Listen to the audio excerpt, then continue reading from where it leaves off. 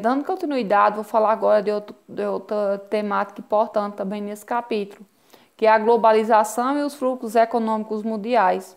Então, os fluxos de mercadoria, né? Os avanços dos meios de transporte e de comunicação, eles surgiram como uma forma de ampliação, né, da circulação de mercadoria no espaço geográfico. Então, a criação e o aperfeiçoamento de meios de transporte, como automóveis, caminhões, trens, aviões, navios, e dentre outros, foi o que deram essa rapidez, essa segurança para o transporte de mercadorias entre os países e no interior deles, né? Então, além da comunicação, né, essa globalização também ela veio como um fator que contribuiu também para essa circulação de mercadoria pelo espaço geográfico, né, através também dessa dinamização entre os meios de transportes, tá? Aqui ao lado a gente pode ver uma figura de um mapa que são os principais fluxos comerciais na economia mundial.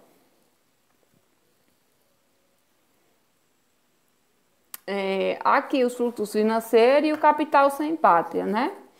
Então, as áreas de telecomunicação e o processamento de dados revolucionaram o mercado de finanças, pois a mobilidade propiciada pelos avanços tecnológicos nos meios de comunicação, como a internet, possibilitou a transferência de grandes valores monetários em minutos ou em segundos. Desse modo, após o advento das transações online, o dinheiro ele se desmaterializou, tornou-se virtual e também eletrônico. Então, além das telecomunicações e também da dinamização dos transportes, né? A questão também dos fluxos financeiros, né? Então, com a globalização, a gente já tem em mãos também como a gente realizar os principais fluxos, né? Investimentos, onde o dinheiro, por exemplo, que antigamente a gente só conseguia fazer transações de forma materializada, né? Hoje a gente pode fazer transações pelo celular e também é uma das formas mais seguras, né? Ou seja, fazer transferência, depósito, o mais recente que é o Pix, né? Também é uma forma de fazer transações, transferências sem que haja uma cobrança de tarifa. Então, esses fluxos também provocados pela globalização, eles também influenciaram nos fluxos financeiros, né? Então aqui a gente pode ver algumas imagens que podem ilustrar, né? Controle de estoque, receber pagamentos pelo celular, né? Gerenciar o dinheiro, fazer pagamentos, financiar compras, depositar, entre outros fatores. Então, antigamente era apenas através de forma material, né? Então, hoje, além da forma material, você pode depositar, né? Você pode utilizar as formas de pagamento também através de forma, por exemplo, cartão de crédito, né? Que é um fluxo financeiro que hoje é bastante usado também, né? Seja para pagamento de débito, como pagamento de crédito. Também a gente pode utilizar o celular para fazer essas transações. Então é isso. Então tudo ele foi se inovando, né? Cada vez mais a internet, né? O meio tecnológico, essa globalização, ela vem tornando nossa vida cada vez mais fácil, né? Até mesmo de forma mais segura. Ou seja, antigamente você para ir para um restaurante, você tinha que levar dinheiro e tudo. Hoje em dia, se você levar só seu cartão de crédito, você consegue perfeitamente. Ou você pode pegar até mesmo pelo celular, pelo QR Code também. Então, cada vez mais vem facilitando essa troca, né? Esses fluxos, né? Então é isso, pessoal. Esses fluxos financeiros a partir dessas novas tecnologias e a partir desses incrementos que com o tempo foi se aperfeiçoando cada vez mais, tá bom? As multinacionais e a mundialização da produção. Então, as multinacionais, o que elas são, né? Elas são empresas que passam a atuar em países distintos do seu país de origem. expandindo seus mercados, consumidores e, por suas vezes, seus ramos de atividade. Elas caracterizam, portanto, por atuar em diversos países do globo. Entretanto, como as matrizes principais dessas empresas permanecem sediadas nos países de origem. Muitos analistas propõem o termo transnacionais para se referir a tais empresas. Então, essas multinacionais, acho que a gente já discutiu aqui, elas são, né, empresas que passam a atuar em diversos países distintos, né? Aqui do lado a gente pode trazer diversas figuras, a Sony, a Adidas, a Coca-Cola. Como assim? A empresa matriz que a gente chama, ela é a sua empresa matriz, ela é situada no país de origem, tá? Então, para se arrecadar, né? Para ganhar espaço globalmente, economicamente, né? E ganhar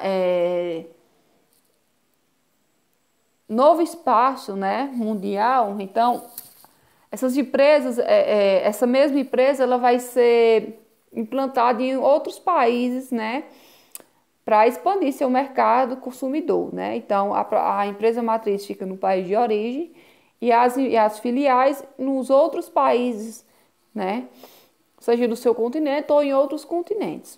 Isso porque também muitos deles são instalados em outros países, né, como forma, além de expandir seu mercado consumidor, mas também pela questão da mão de obra, né, mão de obra mais barata, ganhar espaço mundial, né, e além disso, desenvolver, né, seu produto em diversas partes do mundo, tá bom? Então, quais são as características das multinacionais, né? Elas caracterizam por atuar em diversos países do mundo. Grande parte das multinacionais ela é originada em países desenvolvidos. Os países subdesenvolvidos ela recebe as filiais de multinacionais que atuam em atividades caracterizadas pelo emprego numeroso de mão de obra. E essa empresa se desloca para os países subdesenvolvidos, atraída pela mão de obra barata, como eu falei anteriormente. Globalizando as multinacionais em rede. Então, as multinacionais ela apresentam duas características desenvolvidas ao longo das últimas décadas que constituem marcas do processo de globalização, que é a mobilidade e a fragmentação dos produtos produtivos. Ambas as características são possibilitadas pelas formas de organização e articulação entre as empresas, né, que são as redes. Em vez das áreas ou zonas onde possa estabelecer seu domínio comercial e instalar sua base produtiva, essas empresas elas distribuem em diferentes pontos do globo, como eu disse, né, no slide anterior. Então, elas são articuladas entre si por fluxos e trocas diversas, configurando, portanto, intensas redes comerciais. Então, com a globalização da economia, as empresas multinacionais, além de expandir suas atividades pelo mundo, elas passaram a dividir as diferentes etapas da fabricação e de montagem de seus produtos entre suas filiais e espalhadas pelo mundo, ou transferiam partes inteiras do processo de produção para outras empresas sediadas em outros países. Então, a gente vai entender agora no próximo slide que eu estou falando. Por exemplo, a globalização, as multinacionais organizadas em rede. Então, atualmente, né, o processo produtivo ele está fragmentado. Por quê? Por não concentrar mais os estabelecimentos e as etapas do mesmo processo desse processo produtivo em apenas um país. Como assim? Para se construir um produto, às vezes são necessárias peças, né? Diversos tipos de peças. Então, vamos dizer que aquele produto não vai ter aquelas mesmas peças no mesmo país. Então, vão se buscar nessas outras peças em outros países. Então, essa produção ela não vai ser mais uma produção homogênea, ela vai ser uma produção fragmentada, né? A partir de outras peças que vêm de outros países para produzir aquele produto, tá? Então, elas estão distribuídas de acordo com as vantagens de cada localidade. Assim, vários pontos do globo participam de um núcleo processo produtivo, contribuindo para a fabricação de determinada mercadoria. dessa forma. A produção de uma mesma mercadoria, como um automóvel, ativa uma rede produtiva com unidades localizadas em vários pontos distintos do globo. Aqui tem uma imagem de um avião, então a imagem revela que a fabricação do avião ela pode ocorrer simultaneamente em diferentes países. Cada qual é encarregado de produzir um conjunto de peças para a montagem final do avião. Então, desta forma, as empresas multinacionais ela diminuem os custos de produção e ampliam seus lucros, pois elas puderam desenvolver suas atividades em países que apareceram condições mais vantajosas. Então, cada peça de um avião, por exemplo, uma delas, para a sua produção, ela vai estar... essas peças elas estarão distribuídas em diferentes países. Então, para a produção de um produto, por exemplo, como um avião, cada parte, né, ela vai estar interligada em outros países. Ou seja, essas empresas multinacionais também ela vai facilitar essa questão, né, dessas produções, né, e dessa organização em redes, né, que é que a gente chama essa organização em rede e essa questão dessa produção fragmentada, né? Para produzir um produto é necessário diferentes tipos de peça sob o controle de diversos países, tá bom? Então, quais são o poder das multinacionais e o Estado, né? Com a expansão das multinacionais, ocorreu essa eliminação de muitas empresas locais não preparadas para a competição global.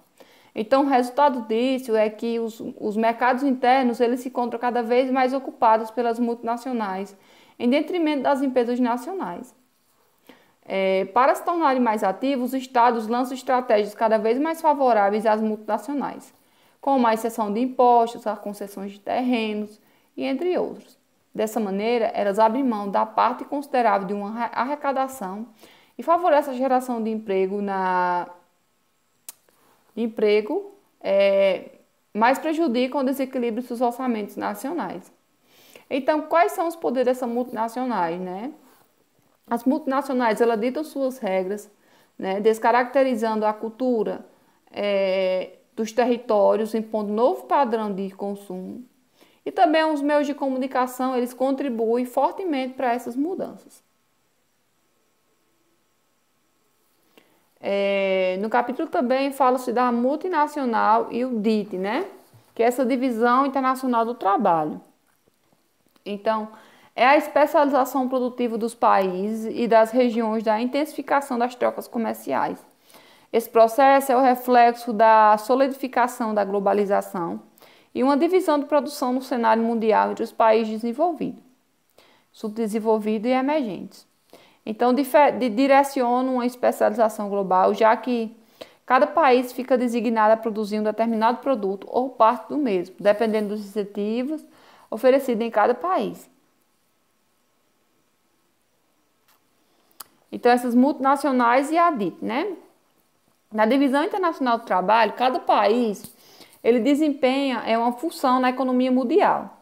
Com a expansão das multinacionais, né, a divisão internacional do trabalho ela passou a apresentar características que a diferencia dos períodos anteriores.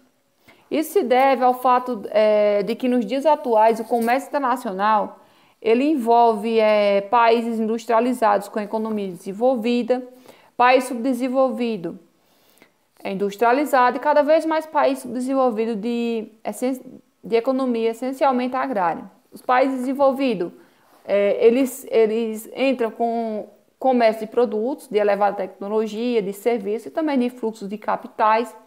Os países subdesenvolvidos industrializados, cabe o comércio de produtos de origem primária, de produtos industrializados e ainda o envio de instituições financeiras internacionais, como o FMI. Os países subdesenvolvidos de economia agrária, eles cabem ao comércio de produtos de origem primária, além das remessas de capitais para o pagamento de parcela, né, na dívida externa aos seus credores. Então, pessoal, é isso. Espero que vocês tenham gostado, né? É um capítulo que bem atual, né? A globalização está presente, né? E um capítulo muito bom de se estudar, tá bom? Porque é uma questão que faz parte da nossa realidade social e mundial, certo? Então é isso. Muito obrigada a todos e é só.